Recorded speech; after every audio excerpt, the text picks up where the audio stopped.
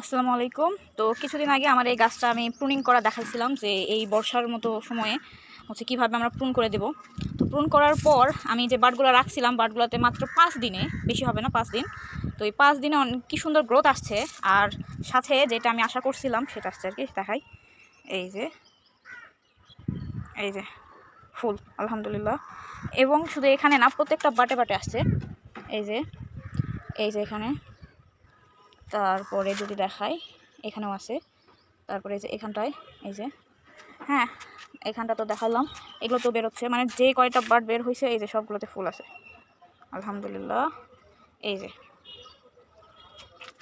এখানটায় দেখাই, এই যে কীভাবে আসছে।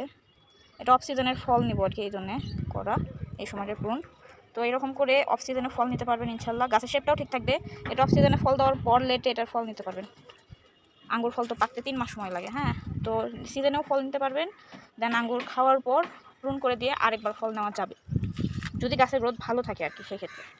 তো এই যে সুন্দর গ্রোথ আসছে, এখানে কোনো ডরমেক্স কিছু ব্যবহার করা হয় না। এখন আবহাওয়াটাই অনেক সুন্দর, যার কারণে এগুলো একাই চলে আসছে আর কি।